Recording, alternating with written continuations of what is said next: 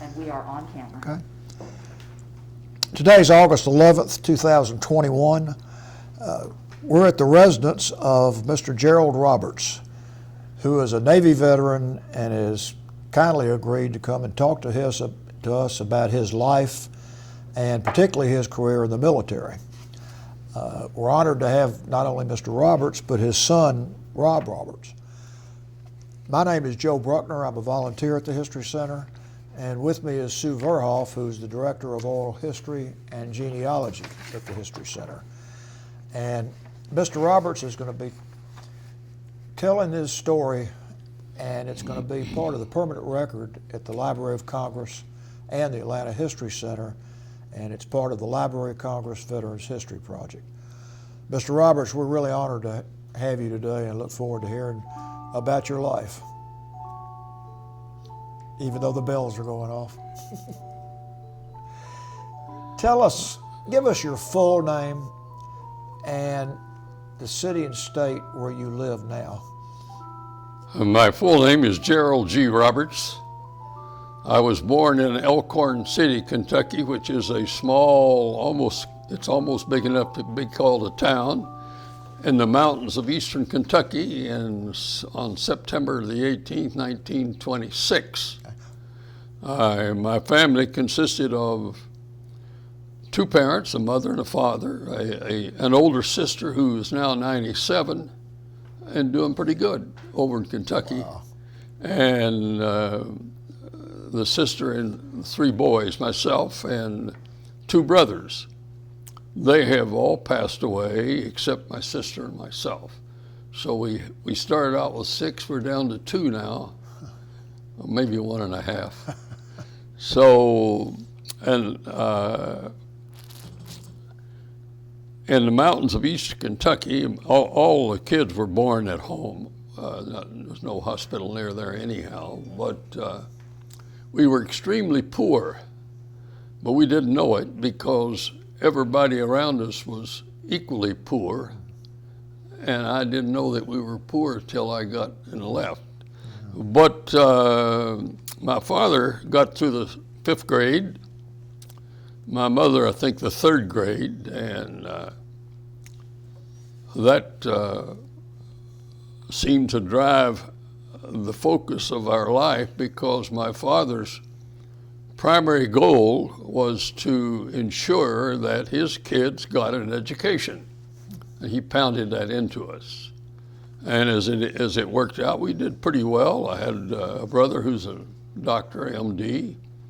I have 2 master's degrees, and a sister with 1 master's degree. So we did pretty well in that regard. I was probably a little bit above average, but not nearly as above average as I thought I was. I didn't know any better, and I was sort of a smart ass.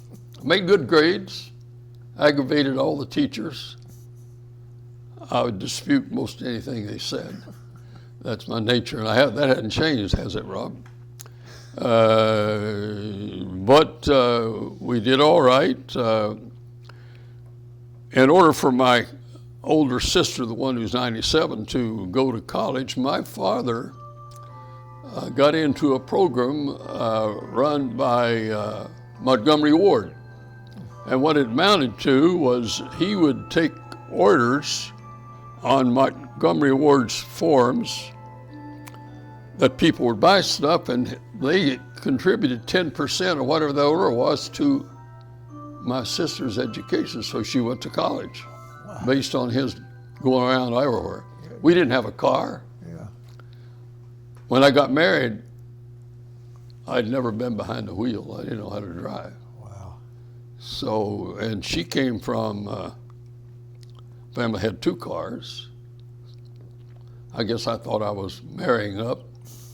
I'm not sure what she thought, but that's another story. And anyhow, when I was in high school, the Army came up with a program called the Army Specialized Training Program, ASTP, in which they were willing to take a person, put them in the Army, and send them to 4 years of college, commission them as an officer in either the Army or the Navy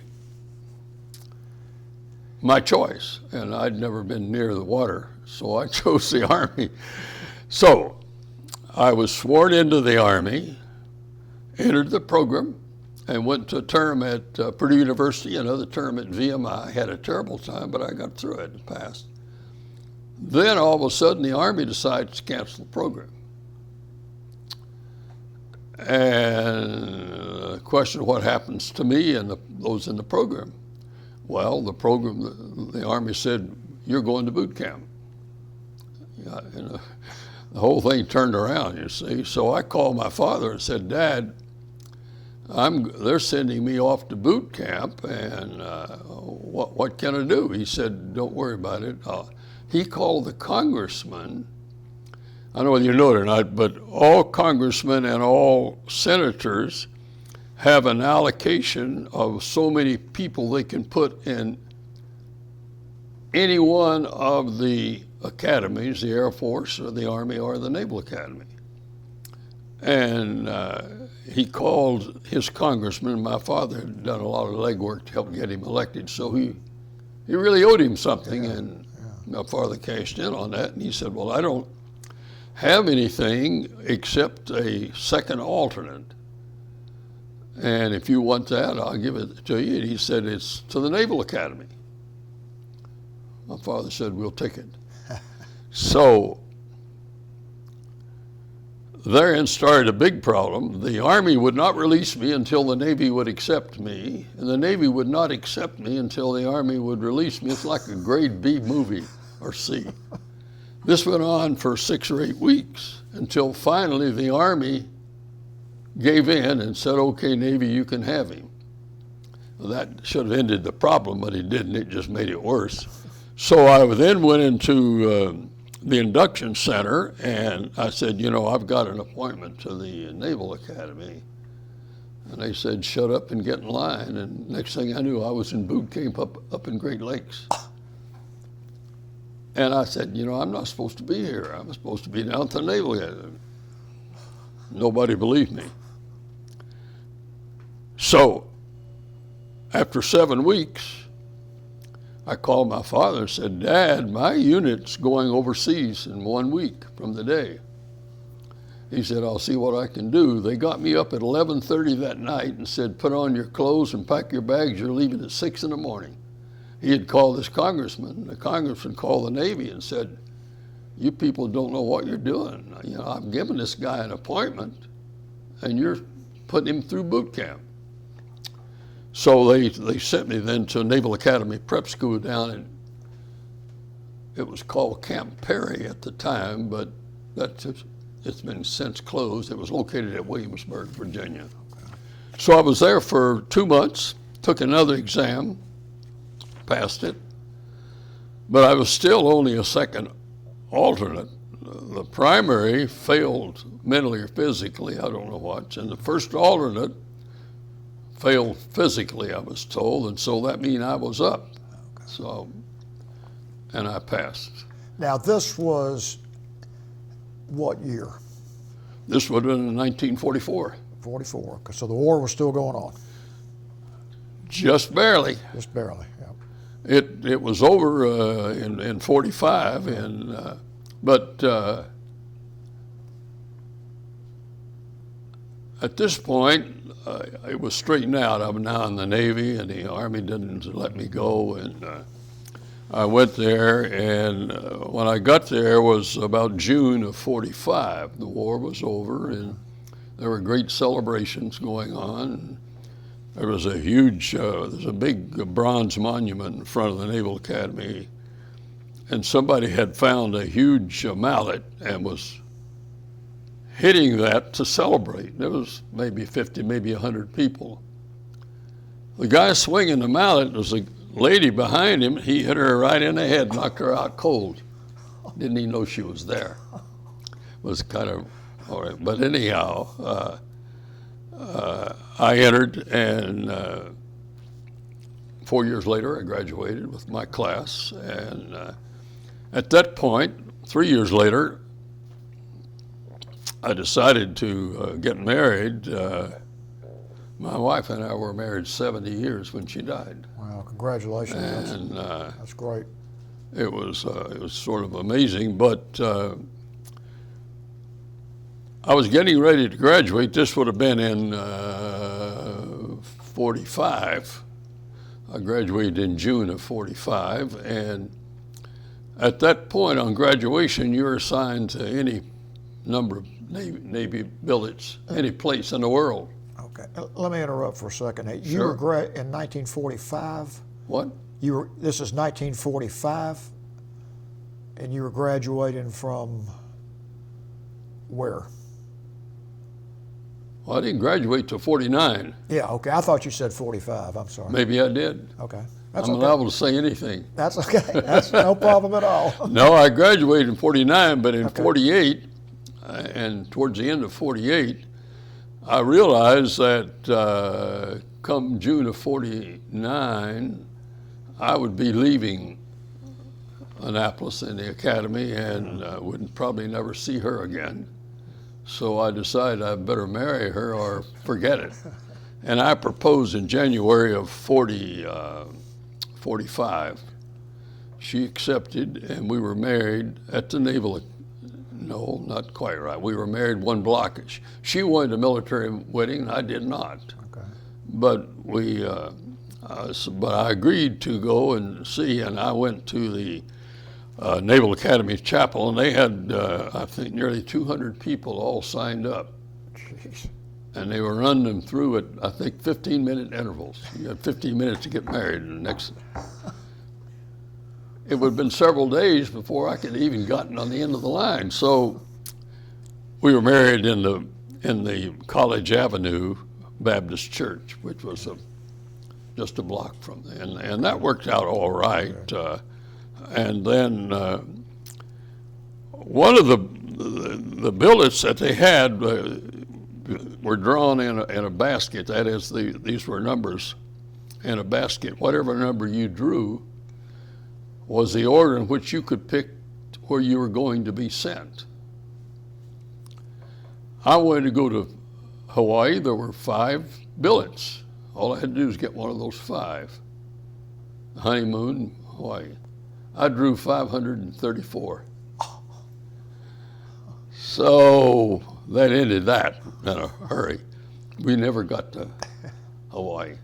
Let me back up a second and ask you a few questions. When you were at Annapolis, were there veterans of World War II that were at Annapolis as midshipmen? There were a few, yes, and there were a few who had already got degrees from colleges that were there too. And some were there because they wanted to escape the draft. Oh, yeah. So, but anyhow, there weren't many, but there were a few foolish that got a degree and then turned it over upside down and started all over again at Annapolis. Did they talk about their World War II experiences at all? Or? Not to me, I don't know. I can't answer that question. I have no idea. But it was rough for me because I didn't dwell on this, but the high school back in eastern Kentucky had no chemistry, no physics, no biology, no calculus, no second-year algebra. So I thought I was pretty smart. Yeah. And when I got into this program, which I've already described, this Army Specialized Training Program, I found I was competing with people who had all those things, and I didn't know what they were talking about. So I had a rough time, and it continued on even at the Naval Academy, because, and also I learned very quickly that I wasn't really nearly as smart as I thought I was. It was quite a letdown. But it worked out all right, and we went to, my first duty station was a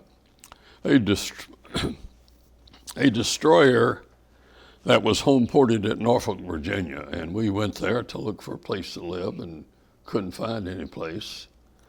Looked and looked and looked, and finally luckily we found one, and it was beautiful. And it was even, I think I got $81 every 2 weeks was my pay as an ensign back then. So we said, we'll take it. Couldn't believe it. And they said, well, when do you want to move your furniture in? We thought it was furnished. What we saw was the model. So that was a real problem. You had to go out and buy furniture then. Yeah, we did. So, but it worked out all right. This particular ship was a destroyer, but it was designed or given the task of trying out some of the Navy's new weapon systems. Before they would accept it, they would have to try, say, a gun system. They would have to try this gun system out on this ship before the Navy would consider it reliable enough to be so. That worked out pretty good. The schedule wasn't bad. Mostly I was out on Monday and back in on Friday most weeks. Yeah. The only problem I had was I had a Navy captain who was he wasn't the commanding officer. He was the next level above the commanding officer, and his wife lived in Washington, D.C. And many weekends he would stay in Norfolk, but he wanted somebody to play chess with, and he found out I could play chess. And I wanted to go home to my wife, and he wanted me to play chess, so we had a problem there. But it worked out, and I served in a number of different kinds of ships, mine warfare ships, amphibious ships, destroyers, cruisers. Just about ran the gamut of just about every ship type they had, and I slowly got promoted up the line, and I reached the rank of commander, and that's when I got command of this ship here, the Boyd, the destroyer. Yeah. Hold that up and tell us a little bit about that ship. You see it? So I ended up taking this ship over. I took command in Hong Kong Harbor for some reason or another, and I ended up over in the Vietnam waters, and one interesting thing happened. I received a flashing light from an admiral on board the aircraft carrier. And he said, "Congratulations to you on your command." It was his command 20-some years earlier. He had commanded the same ship. Wow. Which was interesting. Yeah. So I took command of the Boyd and was sent over to the Vietnam area. And what year was this, or what? This would have been in 66, late 66. Okay.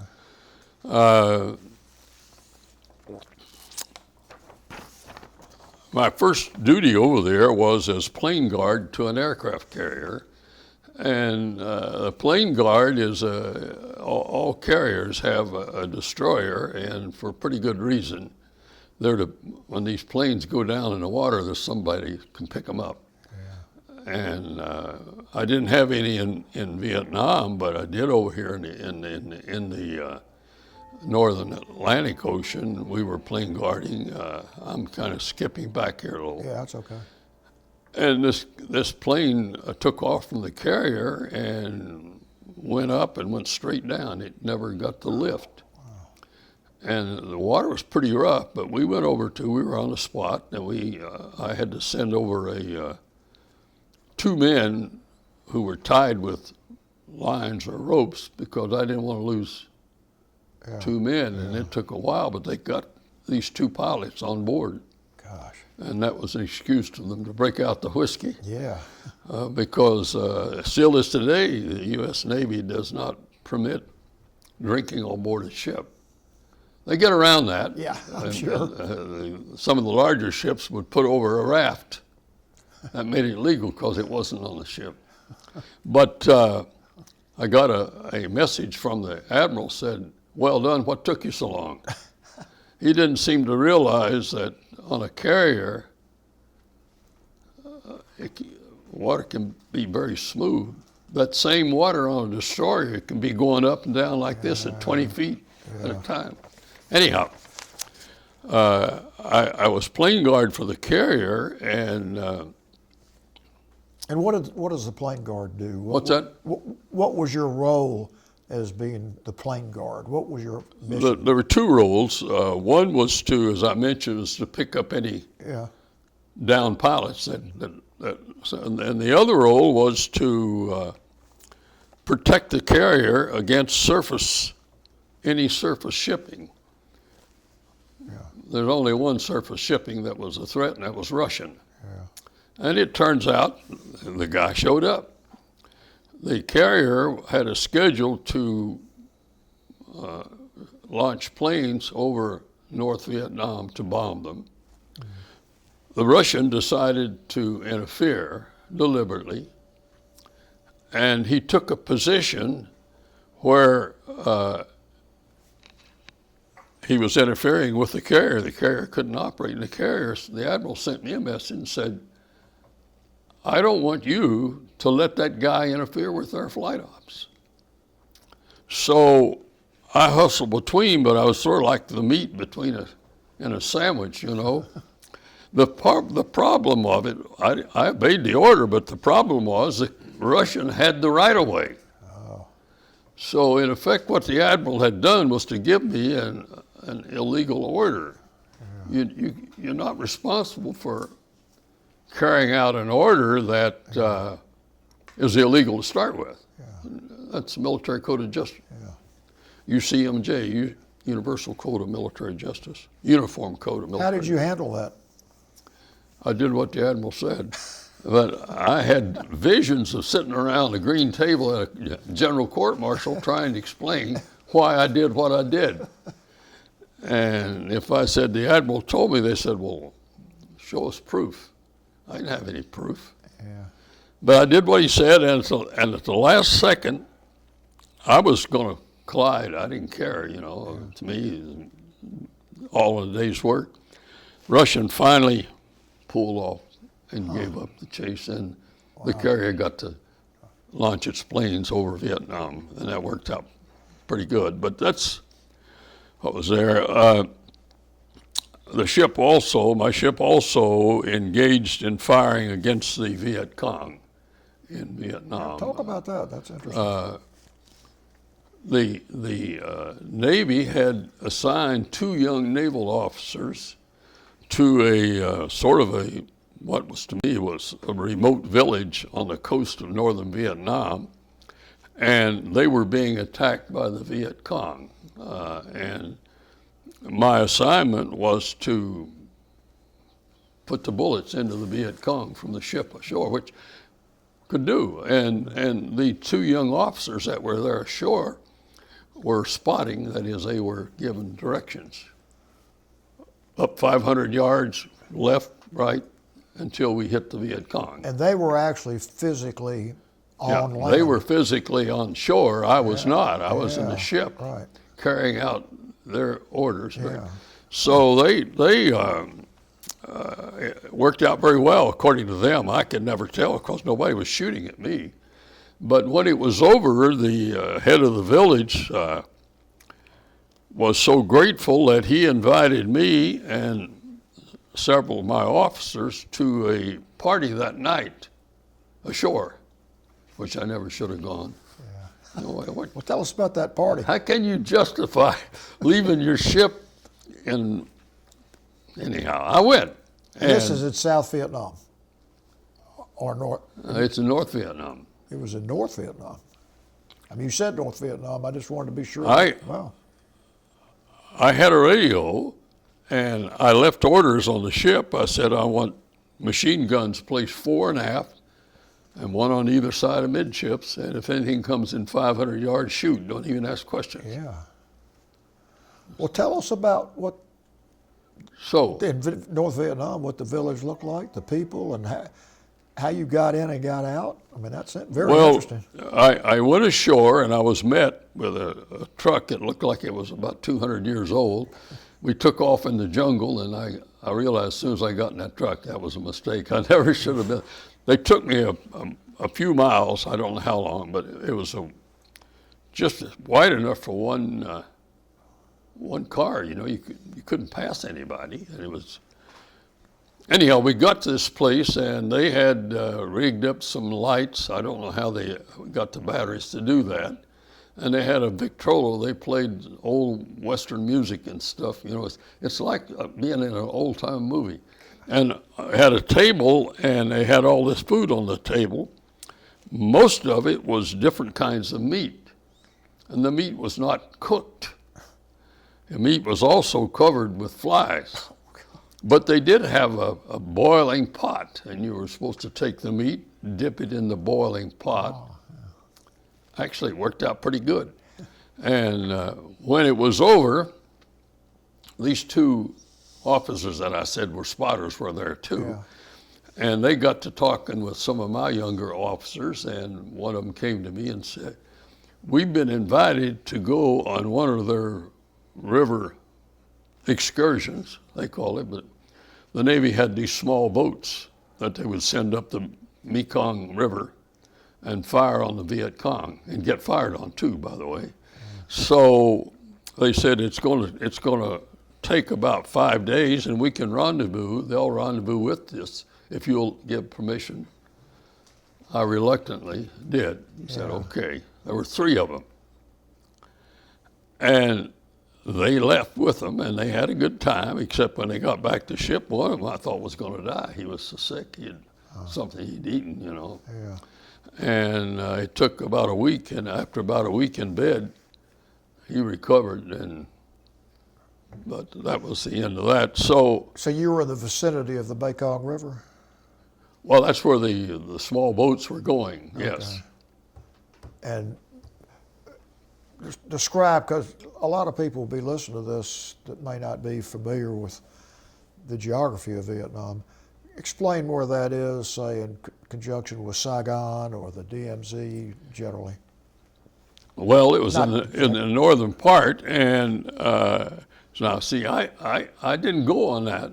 I let the 3 officers go. Oh, okay. And I gave permission for them to do that, okay. Which was probably pretty stupid too, considering everything. And it worked out. I didn't lose any of them. They recovered from that, and that worked out all right. So I then rejoined the carrier and was ordered then to patrol the strait between Taiwan and China. Oh. Now, as far as I know, the United States is doing that. And the job is to patrol the strait because it gets very narrow. It's not even 20 miles from the mainland China over into Taiwan. Yeah. You know, China today claims Taiwan as belonging to China. Yeah. And they keep threatening to take it. And by the way, they will. They will take it. Yeah. After all, they outnumbered. Yeah. What happened was about in 1940s, the communists fought the non-communists, and the United States sided with Chiang Kai-shek, who was a Chinese general, and he and his army fought the communists, and their army, I think their army was Mao Zedong. And after doing this for about a year or so, maybe a little more, Chiang Kai-shek got defeated. So he left the mainland rather than surrender, loaded everything he could steal from China and took it over to Taiwan and made a life over there. And they're still there to this day.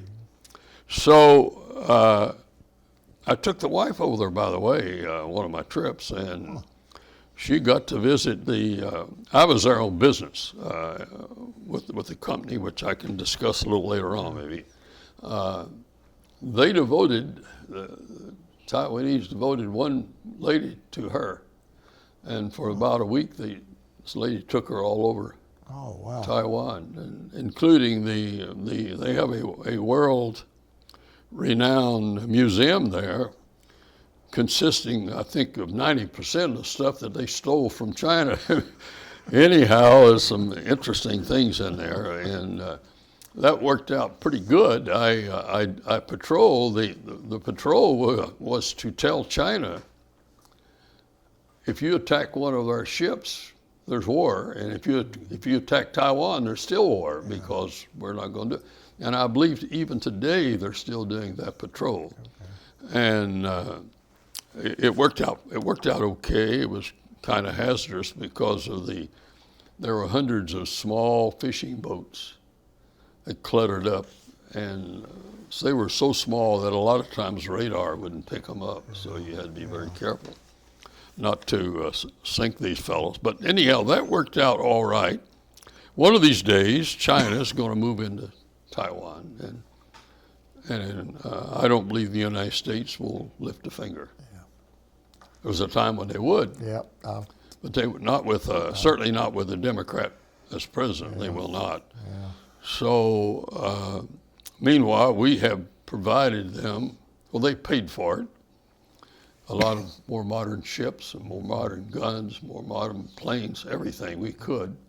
We've sold them to enable, and they'll give a valid fight, but they're outnumbered probably 100 to 1. Yeah. So they have no chance. It's a little bit like Israel. We're doing the same thing with Israel, We've equipped Israel with some of the latest fighters and jets that we have, and electronics, same way, that sort of thing. So, and Israel facing the same problem, except they're facing a problem with the Muslim, with Iran, and Iran has sworn many times that they're going to wipe out Israel just as soon as they get the nuclear weapon. Yeah. So that's another story. We don't need to go into that, but well, that's it. That's history and current history. It is, too, I guess. So it's important. In those days, Iran was a big ally of the U.S. Yeah, the Shah was a... Shah, exactly right. And I got to know one of the commanding... still had the ship here, the Boyd. Huh. I got to know one of the commanding officers of this Iranian destroyer. Huh. NAGHDI, Nagdi was the name of that ship. And I still have a cigarette letter from the Nagdi. Anyhow, we operated together, and I noticed that in evolutions, this Iranian ship had a problem. He kept doing what I was doing instead of going where he was assigned, which he didn't know where to go. Oh. He kind of judged if he's so far from me, he's okay. Yeah. Anyhow, it was kind of funny, but... well, did you get to know him pretty well? Say again? Did you get to know him pretty well? Not too well, but I did get to know him, and he was a nice fellow. But later on, you see, the Iranians hated us with a reason. We interfered with their election and kept a communist from being elected head Iran. Okay. Instead, the Shah was elected. Yeah. They never forgave us for that. Yeah. They still haven't. But we kind of, I have to admit, CIA did a good job on that election over there. They did. Well, so that was that. But the patrol, the Taiwan patrol, was a thing that I was tasked to do for about a month, and plane guard to carry, which I've talked about, and also provide gunfire support to those Vietnamese that were fighting the Viet Cong. Yeah. So I had to make sure, and eventually, I got to come back, and after about 7 months over there, I was ordered back to the United States and via Australia. Back to Vietnam for a second. Did you ever deal with the Vietnamese personally, Vietnamese military or civilians at all? Only to some. You said Vietnamese. Yeah. No, I've dealt with the Taiwanese, right, but not with the Vietnamese. No, although I have to suggest with a smile, my secretary that was Susan. You met Susan. Yeah. Susan came from a large Vietnamese family that supported the United States during the Vietnam War. And of course, when the the U.S. pulled out and the South capitulated, all those who had worked for the U.S. were in deep, deep trouble. Yeah. Her family got in small boats and headed out to sea. Oh, okay. I don't know how far they got, but they were picked up by an American Navy ship and taken to the Philippines. Okay. And from the Philippines, they were put on planes and brought back here to the U.S. Yeah. Okay. And she ended up as my secretary. Couldn't that? speak much English, but Wow. pretty smart. Yeah. We still communicate. That's good. And she still sends me emails about once a quarter. But anyhow, Well, I guess there was really no reason for you to be dealing with Vietnamese when you were there was no off the coast because you were on the ship. No. And they were, yeah. And I started to tell you when this party was over, we head back to the ship, and so I get on the radio and I call the ship up to tell them, this is the captain coming back, don't shoot. Radio wouldn't work. Oh, God. It was dark, and I began to yell at the top of my voice, this is the captain, don't shoot. They finally recognized my voice and didn't shoot, but I was nervous about that one. Yeah, I guess so. I'd hate to have been shot by my own people. Anyhow, that was how that ended up. And then I had the 3 officers that I let go up with this river with these other 2. And it worked out well, but it shouldn't have. Yeah. I did a lot of things that I never should have. And even later on, after all that was over in the 70s, I had command of a supply support ship over in the Mediterranean, and I had the wife visit me over there, and we were right across the Mediterranean Sea from the north coast of Africa, Tangiers to be exact. And we were at Malaga. Malaga is a beautiful little spot it's the Spanish equivalent of southern Florida. Very nice. And I said, why don't we go to Tangiers? Never should have done that. I'm leaving my ship now. I'm going to not only a foreign country, but a foreign continent. But we got on a ferry, we went, spent the afternoon, and got back all right. But the things I did and got away with is amazing. And that was certainly one of the most stupid ones. But you're glad you did them, aren't you? yeah, I'm glad I did. It worked out all right, just fine. I was planning on visiting one of those safaris over there in Africa, but I never could work that one out. But although I had gone up and down the east and the west coast of Africa, I never stopped at a good place to do that. Yeah. So it never really worked out. But we did do that. We got into most countries in Europe: Italy, France, Germany, Spain, Portugal, Greece. I had a unit that worked for me, although I was based in Italy. I had a unit of about 20 people that worked for me in a suburb of Athens, Greece, and they were there to repair U.S. destroyers on that end of the Mediterranean, and it worked out pretty good, I guess. Did you have time to travel around Greece, see the history and all that? Not Greece, I did not. I was into Athens 2 or 3 times. Got your mother that fur jacket in Athens. But I do remember, for some reason, I invited her to meet me in Athens. The ship, that was a heavy cruiser, a huge ship, in Athens, and we were in a hotel on the outskirts of Athens, and I went to, the ship was having a party that particular night, and I went to the concierge there and said, I need a taxi to take me and my wife down to the ship, down the harbor. No problem. Got a taxi. We got in the taxi. The guy didn't speak a word of English. I didn't speak a word of Greek, and I tried my French, which was pretty terrible anyway. He didn't understand any of that.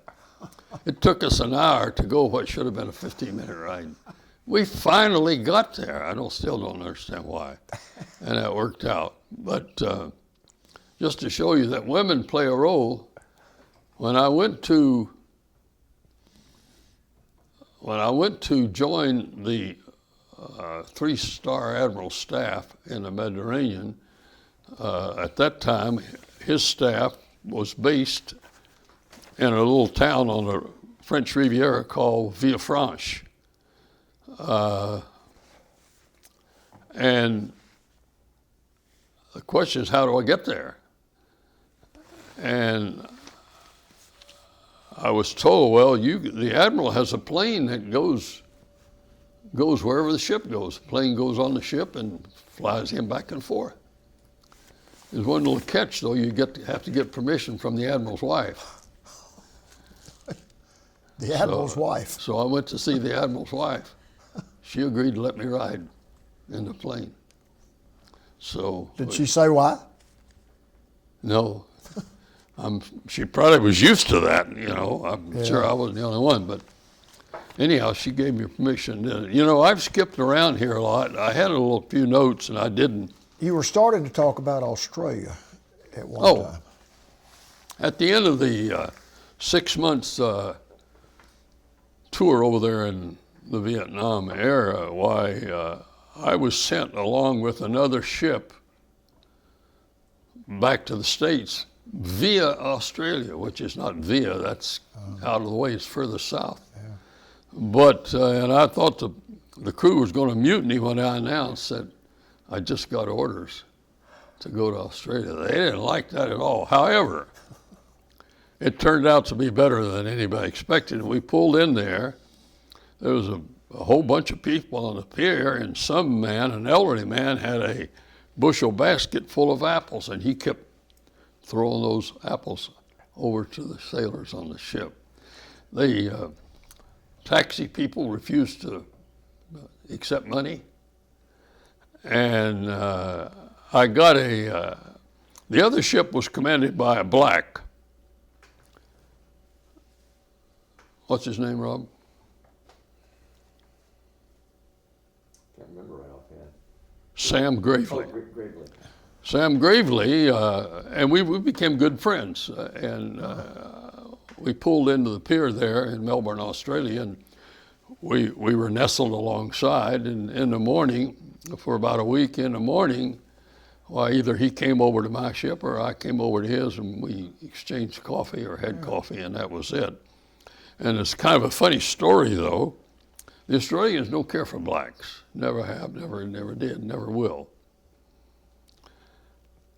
And once a year, they have a huge party. It's an annual affair for all the people who've got lots of money and nothing else to do. Well, they have this huge party.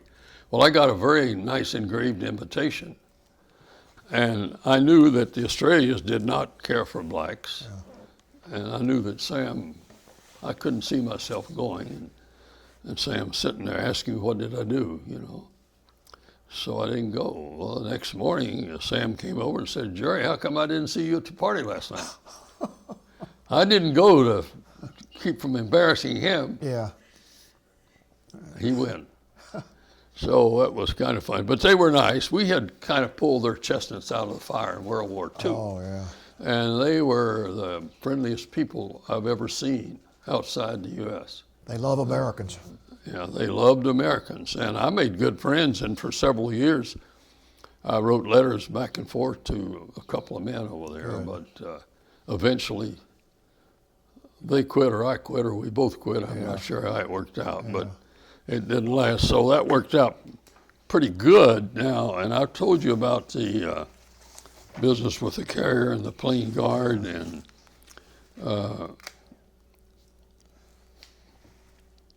is there anything else here I think is worth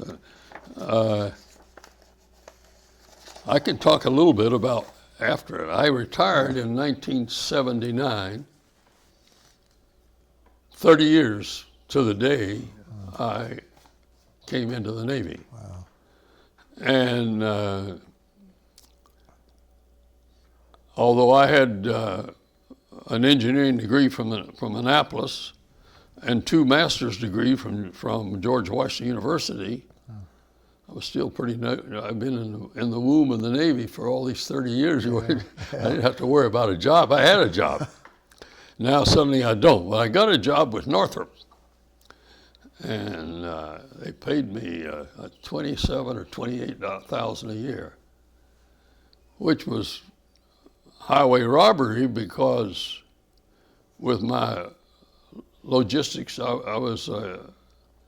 I forgot to mention I also went to the Naval Postgraduate School in Monterey, California, and I also went to the National War College at Fort McNair in D.C. So anyhow, after about a year, I left and went to another. I had a call one day from a person who said, "This is Paul DeWitt." You remember Paul. Yeah. And he was a junior officer on one of the ships that I had commanded years earlier. I don't even know how he knew where I was, but he did. And he said, "Nice talking with you, Jerry. How about coming over here and working with me?"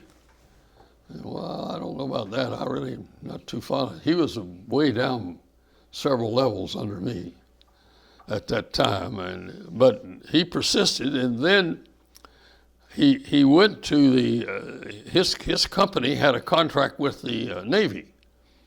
And all these contracts that the military has, they have a contract that they issue usually through competitive bidding. And they also have a Navy person who is the point man and the liaison person, the one who is really in charge of the contract. Okay. So he went to a fellow, the Navy guy who was in charge of his contract, and said, "You know, Jack, I want to get Gerald Roberts over here to work with me. Can you convince him?" Well, it turns out I knew Jack very well from the Pentagon. Jack was a lieutenant commander one time.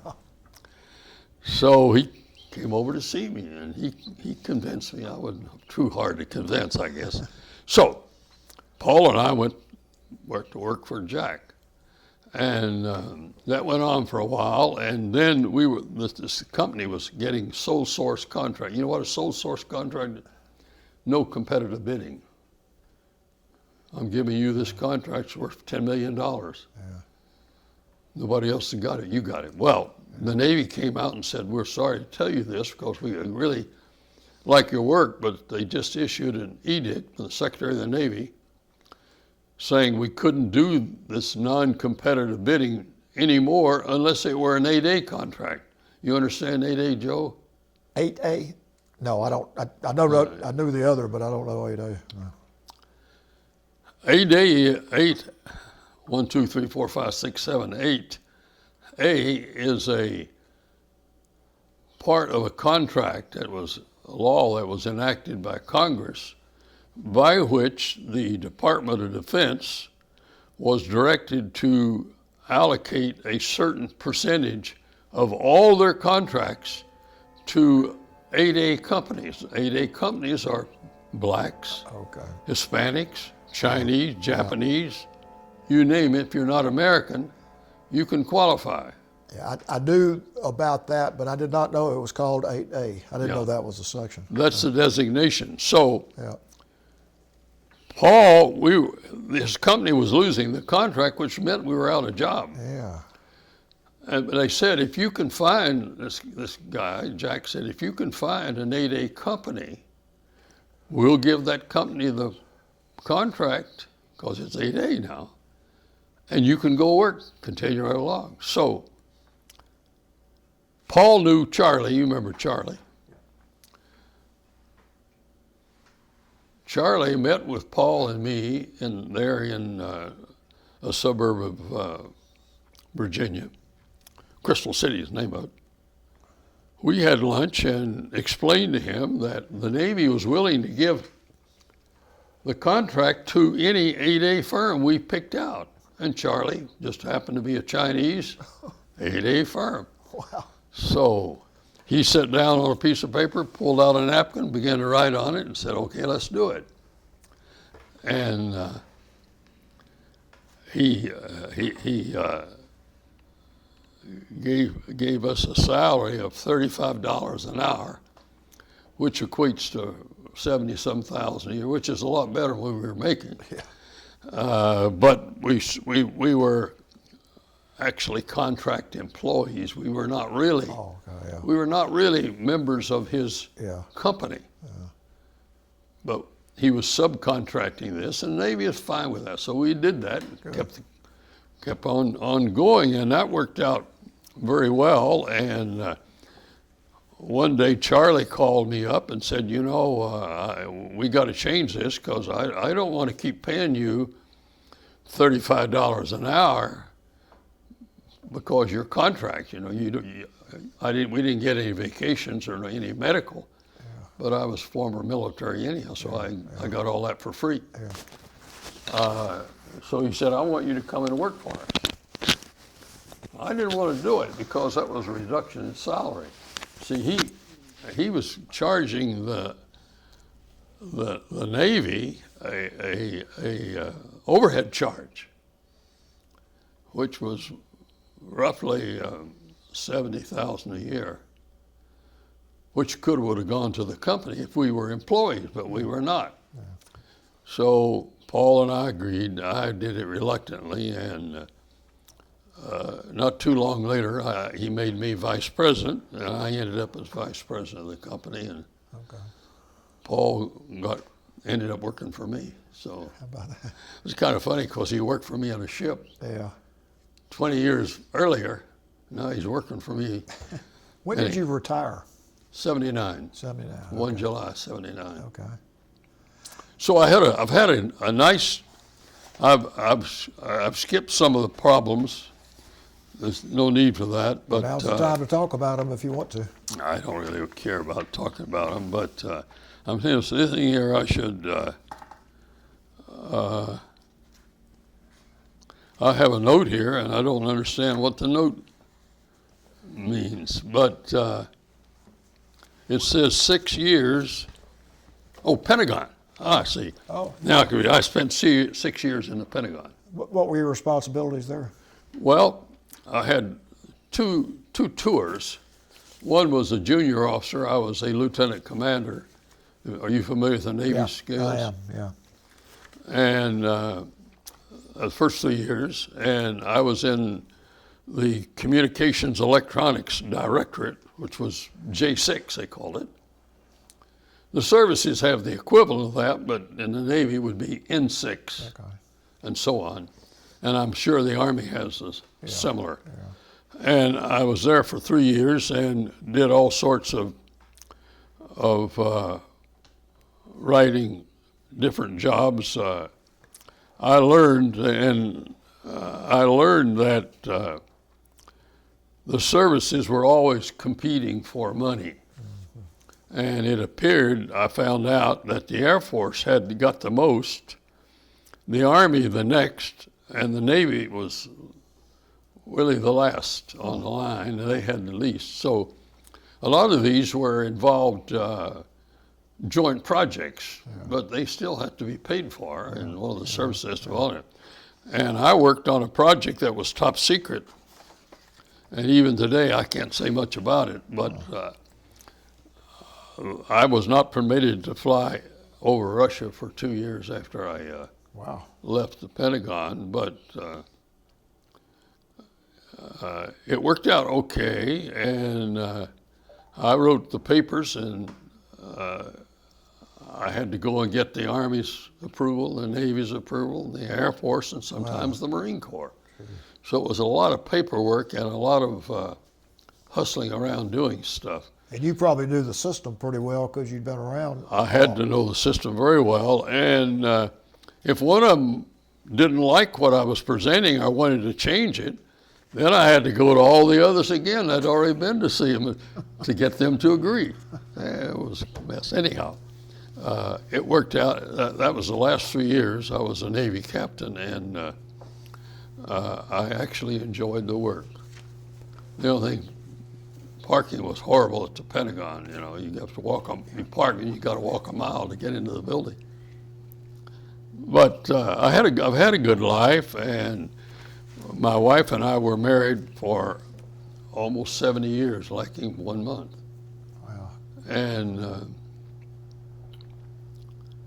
she told me before she died, she said, you know, I'm not afraid to die. Another point, just a few days before she died, she said to me, why don't you get in bed with me? And I said, yeah, they'd throw us both in the street.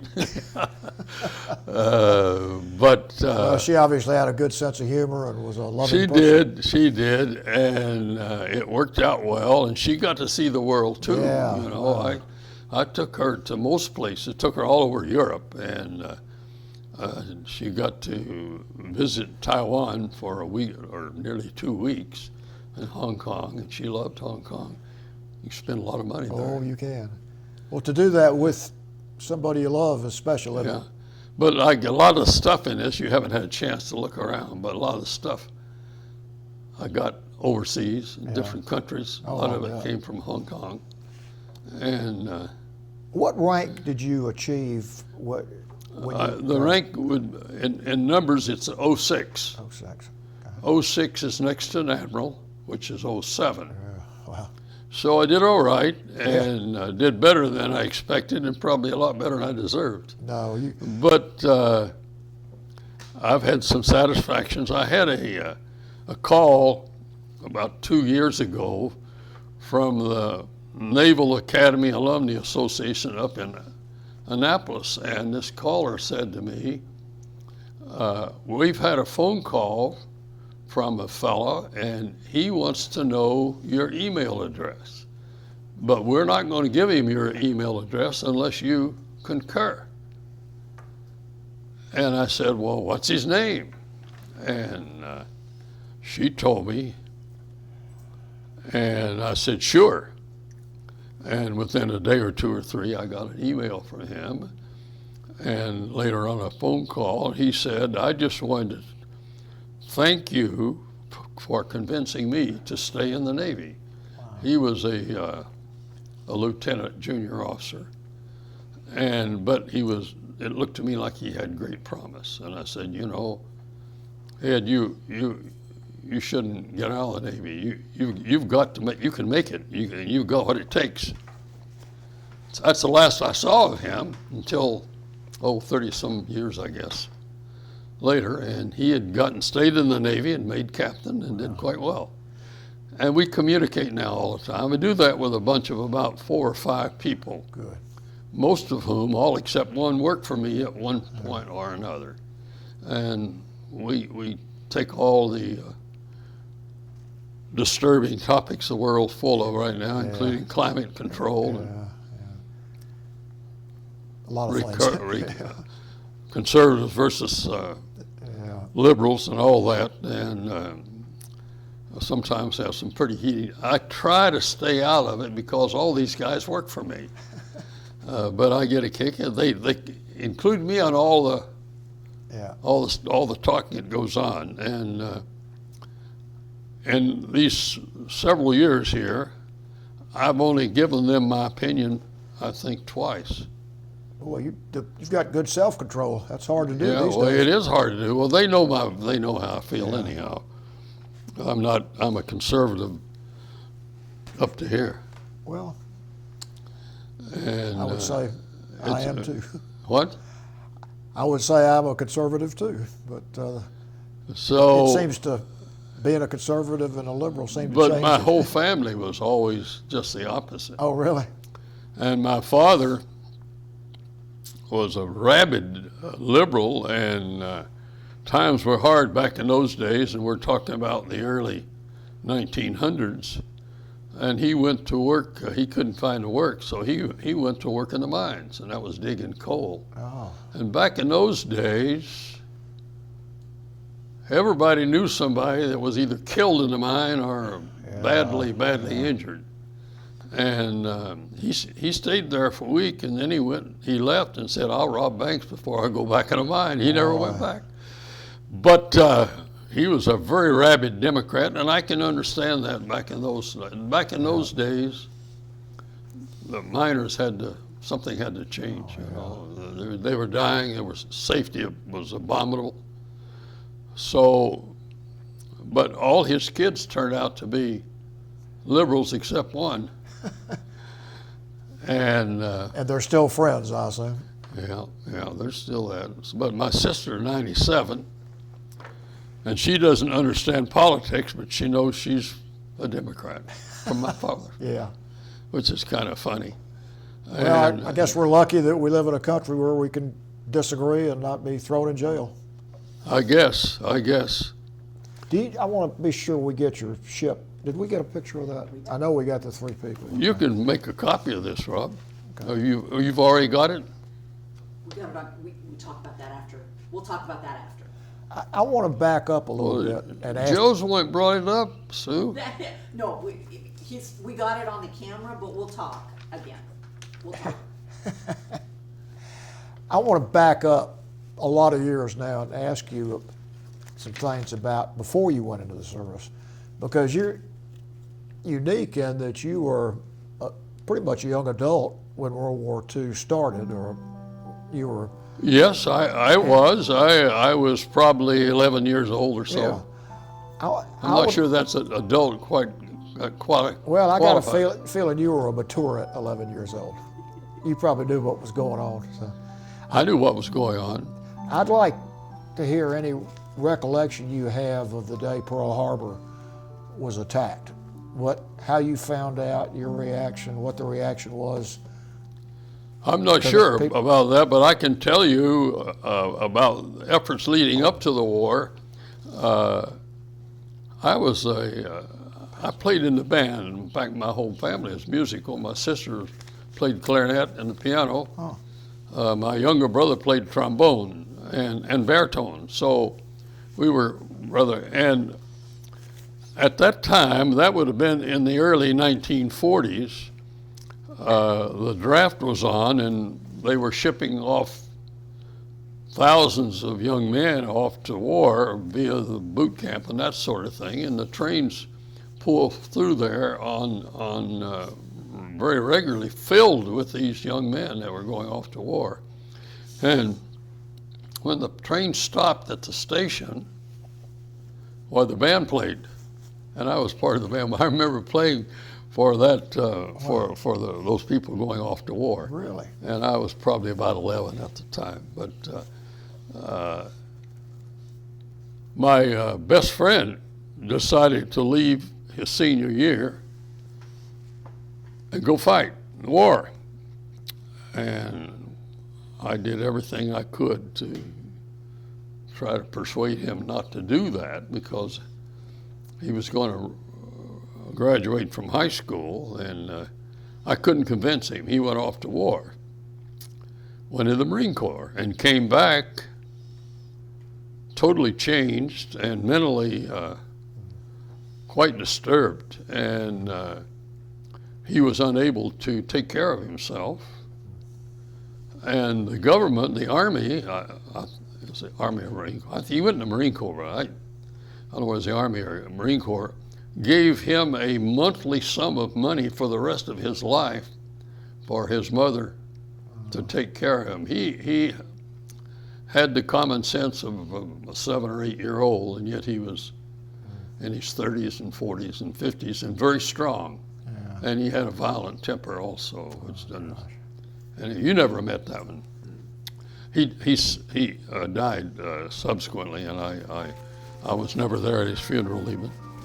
Do you have any recollection of the days around when the war ended, when we dropped the bombs on Japan and Japan surrendered and the war was over? Do you remember the reaction of people or anything that?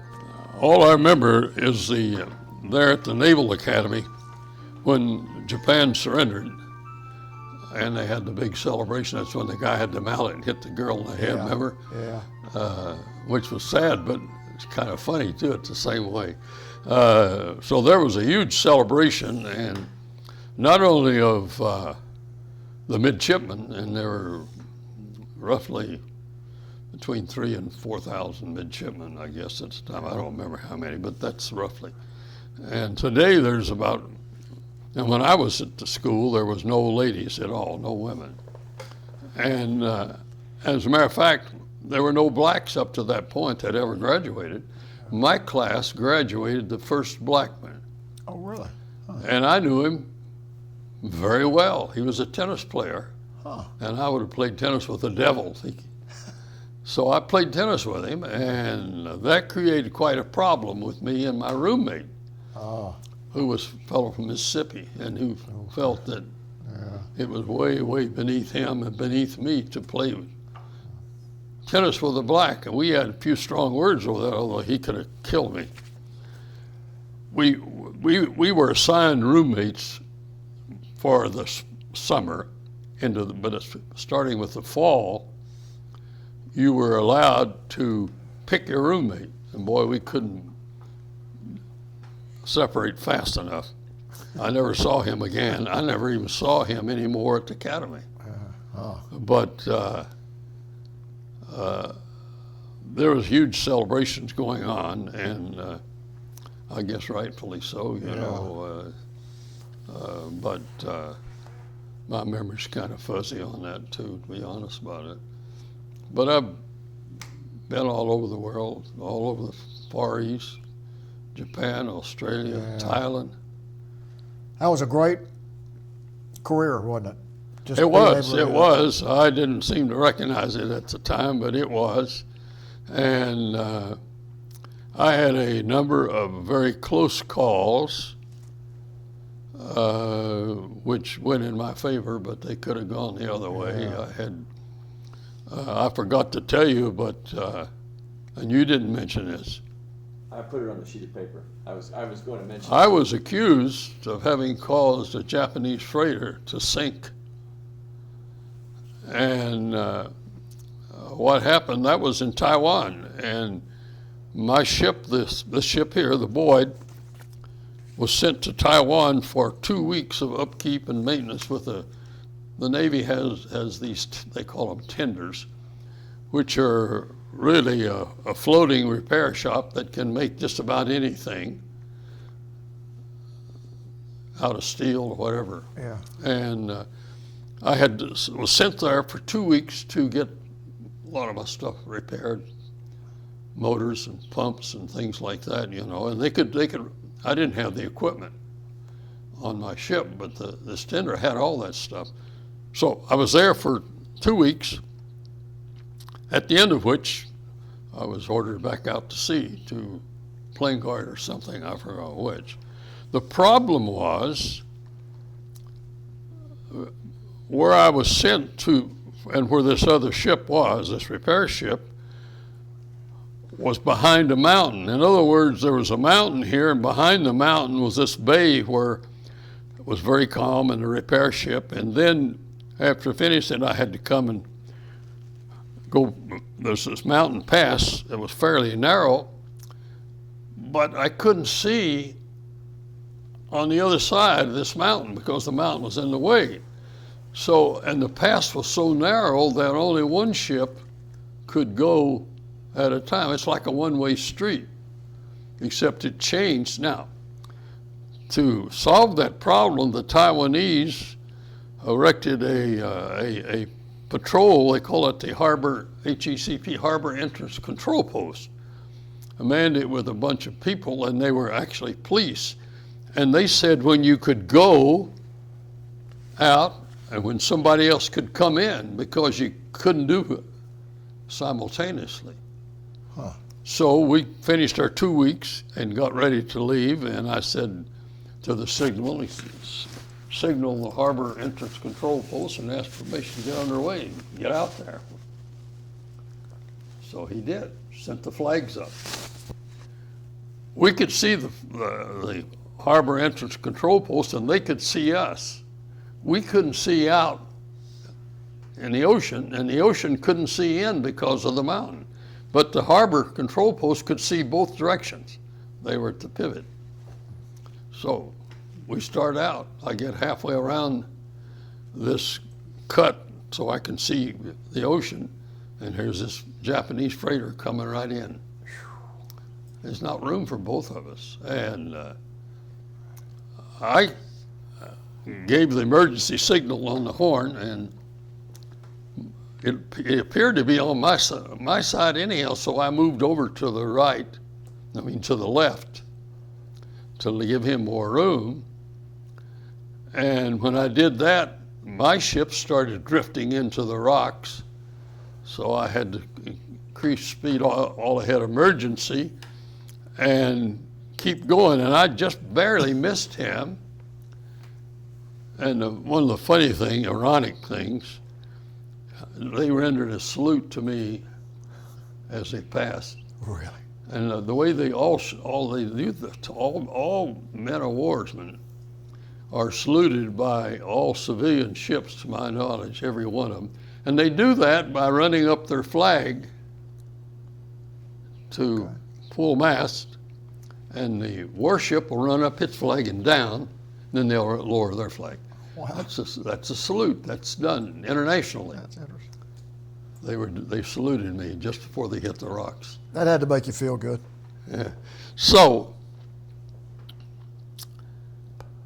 there had been a typhoon had passed not too far away, and had made an awful mess of the water there.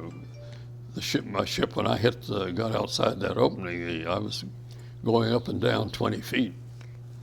And I sent a message back, got on the phone to the commanding officer of the tender that did all this repairs. I said, this ship is grounded on the rocks. And I said, I could go and help, but I'm afraid if I put a sailor in the water, I'm going to lose him. Yeah. He said, don't worry about it, I'll take care of it. Go ahead, and whatever you're supposed to do it. So I left. And a week later, an article appeared in the Stars and Stripes, which is a international Navy newspaper, that said a Japanese merchantman accuses a U.S. Navy destroyer of causing it to go aground. Wow. And I saw that in the paper. And I then, shortly thereafter, I received a message from the Admiral's headquarters back here in the States that said for me to proceed directly to the Philippines and stand down until the Board of Inspection gets over there to inspect you. Wow. Investigate this. Jeez. So that's where I went, and I thought my career was over. I was a commander at the time, but they sent a captain over. I was a commander. They sent a captain over and 4 or 5 or maybe 7, mostly enlisted people with paper, a lot of paper and ink. And he must have interviewed 100 people on that ship. I don't know why so many, but he did. And then this Navy captain took the whole group to Taiwan to interview this harbor entrance control post. Then he went to Japan and interviewed the shipping company. And he wrote the report up and said, in effect, I had permission to go out. The other ship did not have permission to come in. Good. And also another conclusion was the whole affair, investigation, is to be expunged, was the word they used. In other words, nothing ever happened. Good. And the reason they did that was to keep that from appearing in my record in front of a promotion board. Yeah. If they saw that, they said, well, he must have done something wrong. Yeah. Wow. So it never happened. God. It never happened. That's a lot of work he went through to come to that conclusion, wasn't it? Well, the 4-star admiral came to that conclusion with his lawyer.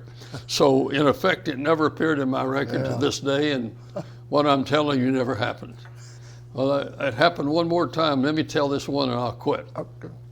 I received a message when I was en route crossing the Atlantic over into the Mediterranean that said, cease whatever you're doing and proceed to this latitude and longitude and await instructions. That's all.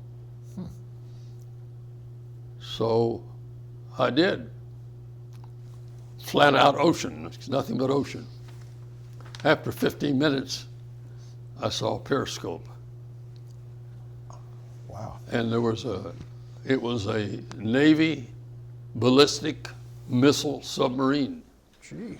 A man had fallen down one of the Navy calls them ladders, you'd call them stairs. Yeah. Cracked his head on a steel deck.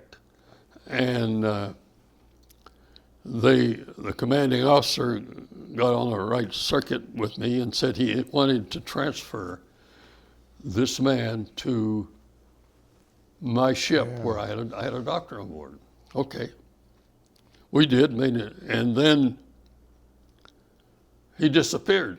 That was all. And I got a message saying, do not record any of this. This never happened, in effect. So that happened twice. Good gosh. But the reason is the Navy was afraid that if this was reported in any sort of log, which it should have been, that would give you a giveaway as to where were hiding ballistic missile submarines to the Russians. Oh, yeah, okay.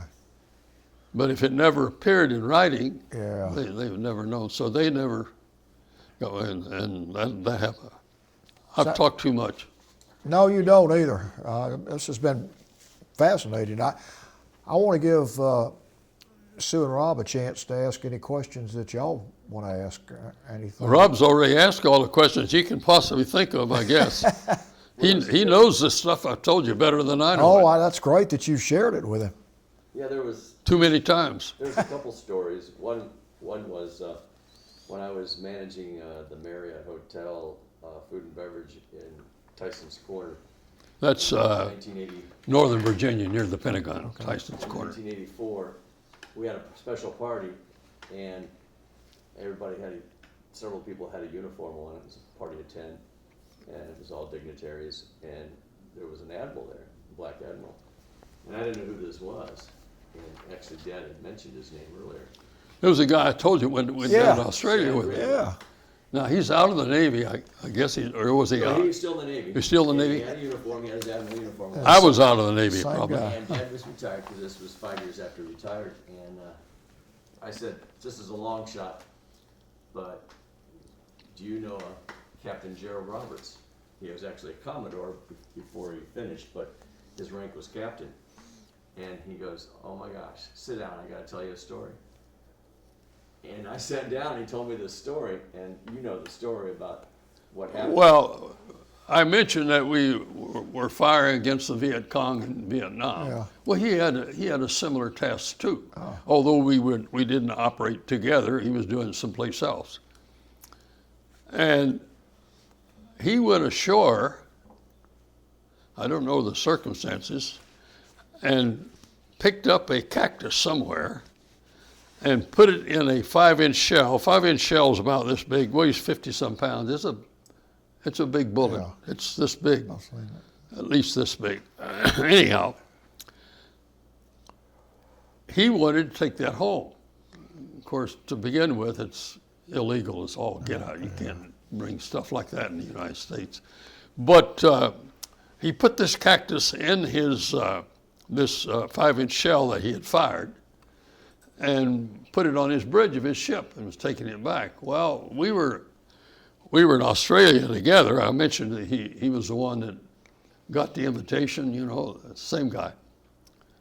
One of my men crosses over and steals this cactus and brings it over to my ship.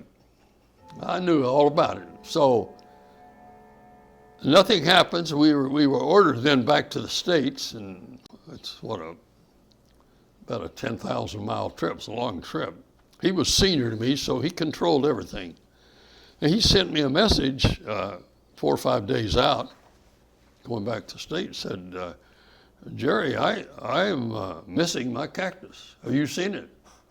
And I said, no, I'm not seeing it, but I'll take a look and get back to you. So every day for the next 7 or 8 days, I'd send him a message telling him I'd looked in this part of the ship and no cactus. Finally, he figured it out. He said, I know what you're doing and you got to stop it. But he said, I'll tell you what I'll do. I'll give you the chaplain if you give me my cactus back. I said, well, all right, but it's not fair. I didn't really like chaplains at that time. Anyhow, we got together out somewhere, I don't know, a few hundred miles off of Australia, And he transferred the chaplain over to me, and I transferred the cactus back to him. And that's what the story he was telling Rob. Yeah, everybody was laughing. So quite we a story. became good friends, and he subsequently died. And I found out about it by opening the Washington Post one day, and there's his obituary. Oh, gosh. That's how you found out he had died. Oh. But however, that's not the. I saw him one more time, and in my office there was a knock on the door, and I said, "Come on in." And lo and behold, it was Sam Gravely. Wow. Now he's in civilian clothes now. He's retired, and he said, "Jerry, I'm the vice president of this company." He said, "I don't know what I'm doing." And he had come there to see if we could do business with his company. Oh, wow. He's a civilian now. Well, we couldn't. I didn't have anything going on, but we had a nice chat, and it worked out for him. But my class had the first black to ever graduate from the Naval Academy. That's very interesting. And he passed away not too long ago. Yeah. But about 10 years ago, 5 to 10 years ago, the Naval Academy built a multi-million-dollar field house, they called it. To me, that's a glorified gem, but it was a multi-million-dollar burying, and they named it for this black. Oh, wow. Yeah, Wesley A. Brown. Wow. But he's the one I got in trouble with my roommate for playing with. Anyhow, so Wesley was the first black to ever graduate from the Naval Academy. Yeah. Well, he must have been a But that's pretty strong guy, because that was probably tough for him. I think there was more to it than that. I believe the Navy had decided that it was time for a black to graduate. Yeah. And they put out the word, "Leave this guy alone." See, they got hard times. Sue, you have any questions? You ready? I'm good. How about you? There was two other things. One was the bit about the doctor that had to do an operation. What? And if it went sour, you're going to be responsible. You had somebody that needed to operate, and he asked for your permission. Oh. Yeah, that was kind of interesting. I was a duty officer on an admiral staff in San Diego years ago, and I got a call at night. Well, I hadn't gone to bed. It was 7 or 8 o'clock at night, and the voice said, "This is Dr. So-and-so in Tokyo." Well, what do I care? And he said, "I've got one of your commanding officers here, and I need to do brain surgery on him. Is it all right if I do that?" And I got to thinking, what kind of idiot would ask me about a question of which I have absolutely know nothing? And I said, "I don't know, I don't know how to answer, but what needs to be?" He said, "Well, he's probably going to die anyhow. It doesn't make any difference. But," he said, "I ought to do it." I said, "Okay, if you ought to do it, do it." And the next day, the Navy put his wife in San Diego on a plane without a passport or anything and flew her, no cost to her, all the way to Tokyo. And he lived about 3 days, and then he died. But she was there. Wow. Which was nice of the government to do Sure that. was. Yeah. Sure was. So that was remarkable, that whole story, because I was put on the spot and then asked a question that I had no business trying to answer. Yeah. Boy. I guess it worked out, Yeah. sort of. But he died, and from the surgery. He said he's going to die anyhow. Gosh. Yes, But at least he got to see his wife. yeah. The last thing I was going to mention was, before you made Commodore, a few years prior to that, didn't you work with Admiral Zumwalt, who was the youngest 4-star admiral ever? Well, that's true, and that's a long, long story. We don't have time for that, but I was assigned to work on his staff and did, and he was seen to be pretty impressed, and very nice fellow, this admiral, one of the youngest Navy ever had, and he had a reputation even then, and though he was just a fresh caught admiral, of being extremely highly qualified.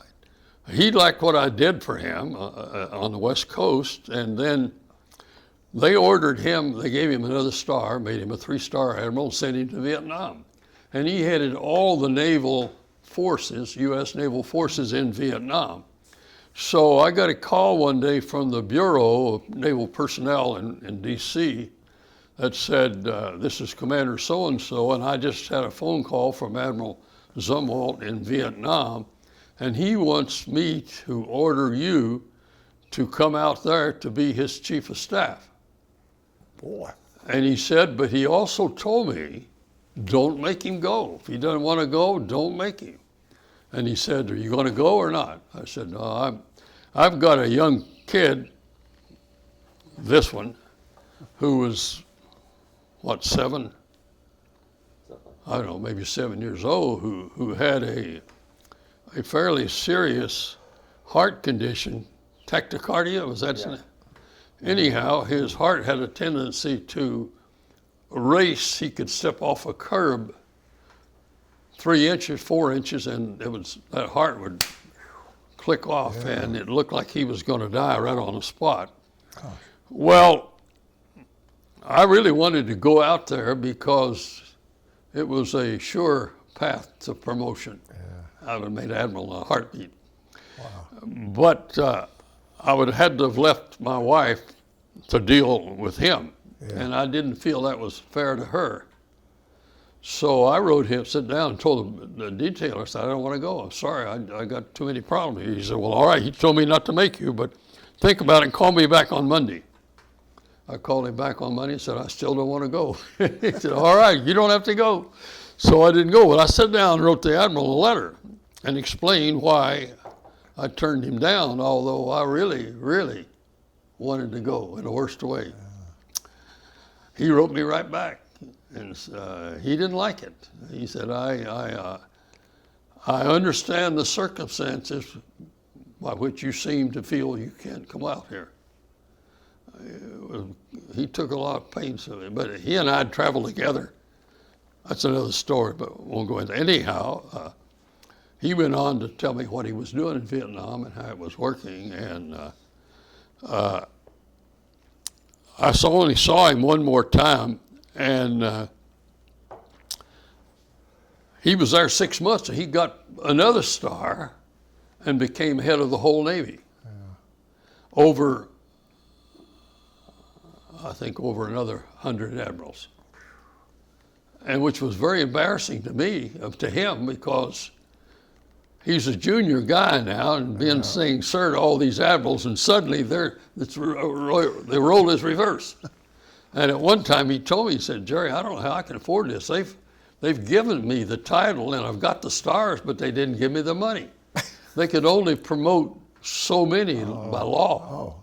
So he had to wait until somebody retired to make space for him to be promoted and get the money. But he did, and we traveled. He took me all the way over to the Far East and the Philippines and Japan and so forth on this project, and it worked out pretty well. I only angered him once. I found out, he told me he was going to, we went to the Philippines, it's his schedule. He said, I'm going to fly out to the carrier tomorrow and visit Jim Holloway, an old friend of mine. He's commanding officer of this aircraft carrier, nuclear carrier. And I said, fine. I said, you know, I never knew him, but I did know his father. He was the superintendent at the Naval Academy when I went to Academy. I said, we used to call him Whiskey Hollowhead Jim. Oh, that made him so angry. I didn't know it was a friend. But it went out, and somehow the pilot found out that he was on the plane, and he said, I want to make this announcement to everybody that we have a distinguished celebrity, Admiral Zumwalt's on board with us. And he sent back to the Admiral a big container of whiskey, I guess, about the Magnum, you call it? I don't know, what do you call it? Magnum, yeah. Magnum. That's a big bottle. That, that has a very sad ending. He went there and stayed 6 months. They promoted him another star. He headed the whole Navy. And then I'd gotten command of a division of destroyers at the time, and I got on this destroyer one morning and looked up the pier, and there comes this admiral with 8 or 10 horse holders behind him, you know. It was Admiral Sumwalt. Really? And I recognized him instantly, and I saluted when he got down to my ship, or he was on the pier, and I said, "You got time, Admiral, to come in for a cup of coffee?" He said, "I'm sorry, Jerry, I don't have time, I got too many things." And he never stopped. But I sent him an invitation to a change of command, and I didn't hear from him. Was this in Italy? No, this was a change of command in Norfolk, the divisional change of command. 2 months went by and I got a letter from him. He said, "I'm sorry, I was too busy. I was overseas. I didn't." And anyhow, the sad part of it, he developed this disease. What do you call it, Rob? Agent Orange? Well, no, it wasn't Agent Orange. It's a disease you get in shipyards, and of course I've been in many shipyards many times, and some people would call it asbestosis, but what it is, and when the ship goes in the shipyard for extended overhaul, they take all the lagging off all those steam pipes. That lagging is about that thick, and that's to keep the heat from escaping into the space. And then they re-lag it with fresh lagging, but in the process, that's all asbestos. They didn't really know that much about it back then. And that you can't even see it, it's all in the air. He got that and died from it. Now, the other thing is sad. He had a son, a lieutenant commander, who went to Vietnam and contracted Agent Orange, and he died. Damn, God. Both of them. I never knew the son. I knew and he knew my wife very well. Called her by her name, Connie. Man. And but he was the golden-haired boy for the Navy. Yeah. And they promoted him above all these other admirals. He was a name everybody knew back then. Yeah. I have a question. When you went to Hong Kong and purchased that Oriental table with the warriors on it, and you had it packed up, and you put it on the plane, was that the plane that an admiral was with you? Yes. Wasn't Admiral Zumwalt, was it? No. That was the another admiral I worked for. We stopped off in Hawaii and had to take all that packing off of that table, and then repack it because they wouldn't let me go in there with it. Did you ask for permission to do that? I don't know. That's a table. You have it. You still. I've got the table. You gave me the He's table. got the table, and I picked it up in Hong Kong. So if we stayed here, he'd probably think of some other stuff I hadn't told you. I'm tired of talking, Rob. Well, I tell you what, you've got a fascinating story. And Well, mean, just- I've had some kids insist I write a book, but I just well, never. that's, I just mean, never, you could have written a book just on what you said today. in a I way. could have, mean, I these are could just- have, but. And there are not that many Commodores, I don't believe. I don't know how many there are, but But you know, my early upkeep was awful odd, in that the Army wouldn't let me go, and that the Navy would take me. The Navy Yeah. wouldn't take me until the Army would let me. You know, whoever experienced something like that, and I tell this story. If somebody told me what I just told you, I wouldn't even believe it. yeah. It's Well, too let odd. me ask you to do this. I want to give you a chance to just say anything else you want to say, whether it's a message to people that watch this or Let's go home. that's well, you're the boss, so but anything, any message you want to give, anything you I want to can't say. remember the last time anybody called me the boss. Can you, Rob? Oh, it would have been at least 20 years ago, probably. Well, you're the Commodore. How about that? Same difference. You enjoyed that, though, being in Italy as the Commodore? Wasn't that a good building? It was. The first day I got there, lo and behold, somebody comes up and delivers a box about like this, covered lid. I opened it up, there's 12 bottles of wine. Ooh, good friend. I don't even drink. I gave it all to the landlord, Italian, nice. who That was nice. who scoffed it up very readily. That person that owned was it called a villa, the house where you stayed? He actually painted that portrait over there by the clock. Huh. Yeah. Wow. So, Oh, you're talking about way back there on the wall, yeah. next to the big clock. Yeah. Yeah, we had an Italian landlord. Of course, in Italy, I was told that if you own a car, you're a doctor, automatically. But it was fun. We enjoyed it. Italy. It worked out well, and I had a nice job.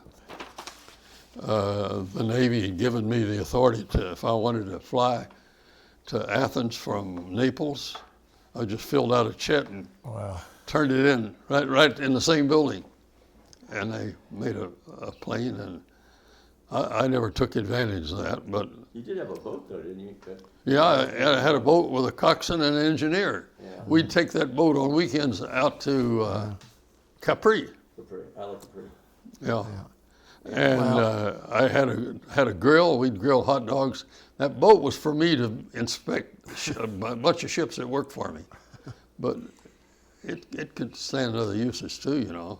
You almost got mom white hair though when you took and let David man the boat. Well, Rob I didn't go with him, so I didn't go. Rob did not. Although I offered him to go with us Yeah. to Italy, and I think he was a little bit enamored by somebody, and he didn't want to go. So Well, I said, okay, if you don't want to go, you don't have to go. his decision, right? But Dave was what, 12? Yeah, 11 or 12. No license, and you put him behind the boat, and mom You mean behind the wheel? behind the wheel of the boat, and mom probably, I don't know what she did. There were two big rocks over there where we were, and between the two was about from here to the wall over there, and my route was to go right between those. And I said, Dave, you want to do this? He said, sure, Dad, sure. Okay. And Connie had a fit. She said, he's going to kill us all. He went through it Perfectly. Good man. just well. He learned from his dad. I guess. Well, I had a coxswain to do the driving. I didn't feel like I needed to do that. But But you were a take charge guy. He sounds like he was a take charge guy too. Dave is. He was CEO. He's retired, but he was CEO of a company for Good. probably 15 or 20 years. And he has a nice home on the Palm Coast, which is not very far from Daytona Beach. Actually, it's about 20 miles this side of Daytona Beach on the water. One more question. Grandchildren. What? You have grandchildren, and how many? Or grandchildren? I just got one, haven't I, Rob? Well, you're talking about yours. Dave, The reason I'm hesitating a little bit is that his wife has grandchildren. Okay.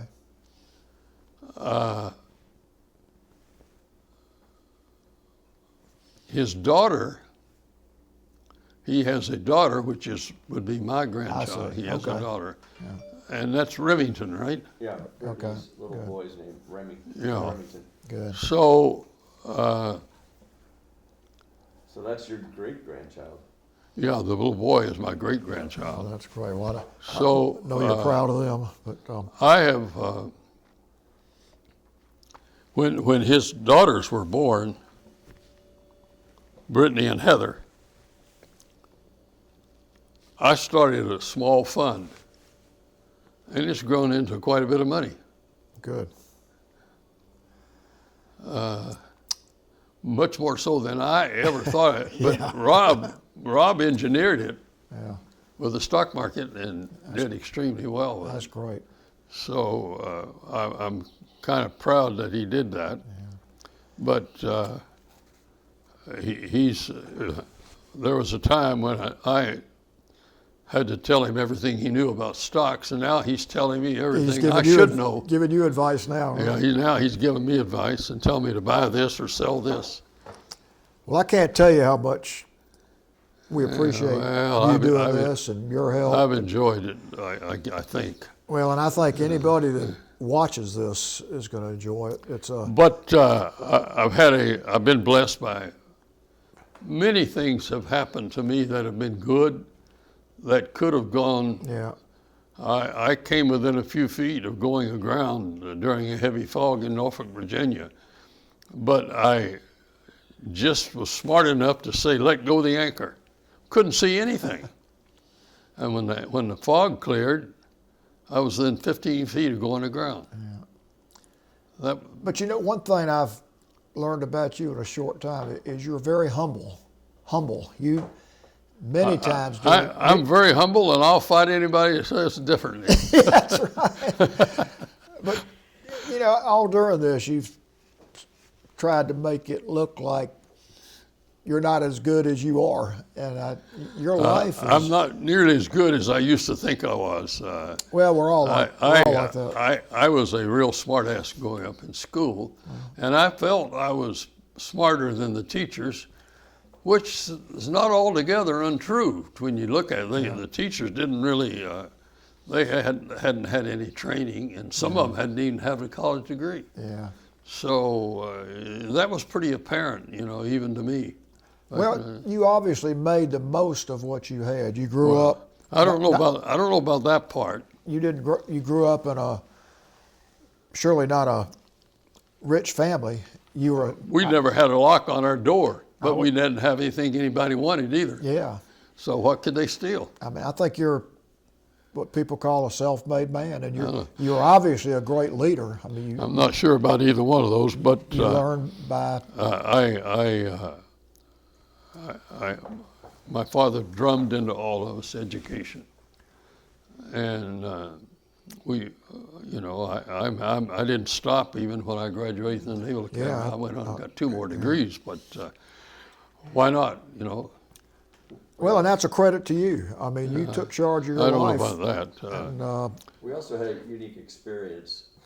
We got invited to go up to Princeton, up in New Jersey, Ivy League school, and he got to watch his grandson, Davey, play tennis on the tennis team. He's also captain of the tennis team. That's And that happened a few years ago. that's Davey in that picture of 3 there, the taller one on the far right. oh yeah. So that was quite an honor and privilege to get to see Yeah. him play. So Well, I know. So I could have done a lot of things better. You know? Well, we all could, but I made plenty of mistakes, and why I didn't suffer, you know, I in effect abandoned my ship twice, once to go to another continent. I still, today, you couldn't give me enough money to do something like that. But aren't you glad you did it? Yeah, I am. And the wife enjoyed it. The wife enjoyed it enormously, so that was a big help. So, Sue, I can't think of anything else. I probably said everything twice at least, right? Oh, this has been outstanding. Well done. I don't know about that. Bravo, Zulu. Yeah, I want to thank you again and thank you for your service. And I want to thank Rob for being here. And he Well, surely helped us come up with I other couldn't- events. Facilitating. I couldn't live here without Rob. He does so much to make it Yeah, he's obviously possible. a wonderful son. And I know And I don't appreciate him as much as I should. But, you know, let me tell you one quick story when talked about appreciation. I got orders to command this destroyer. You saw the picture. And I was anxious to go aboard. It was in Norfolk, Virginia, and it was evening.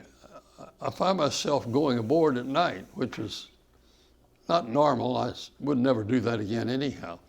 But the ship was anchored out in the stream, and they had boats that took you out there. So I got in this boat, And there must have been about maybe 20 or 25 other enlisted people going out to, not only to my ship, but to another ship. There were 2 ships out there. And I couldn't see anybody. They couldn't see me. They didn't know who I was, if I was anybody. And one of them said to the other one, they were very close to me, said, I hear we're getting a new CO, that's commanding officer. And the other said, yeah, that's what I hear. Do you know him? He said, no, I don't know him, but I hear he's a son of a bitch. I never said anything. And to this day, I don't know who that was. I said that. But it was kind of funny. Sometimes I didn't want to know either. I didn't want to know. Well, thank you again so much for doing this, and even more than that, thank you for your service. I should be thanking everybody else because I enjoyed it. I Except the first 15 years were really bad. Yeah. I was in a learning mode, but from then, the last 15, it was different, you know. Well, It was different, that's not a bad ratio. I suppose. This has been great, thank you. I can't think of anything else, Sue, to say. I appreciate bending your ears like this. And, I loved it, and I know Sue did too. I mean, it is like reading a book. Your life has just been fascinating. some of the stuff, looking back on it, doesn't seem real. It doesn't seem like it happened, you know. How could it happen? Well, you know what I like is you were willing to go against the book a little bit when it made sense. Yeah, there are about 3 or 4 of those. I'm not proud of that. You should be, though. I mean, He said he was conservative, but I heard a lot of risk taking there. me too. Yeah. I mean, Yeah, that's It's a well, little contrary Oh, to being well, conservative. I only meant in the political sense.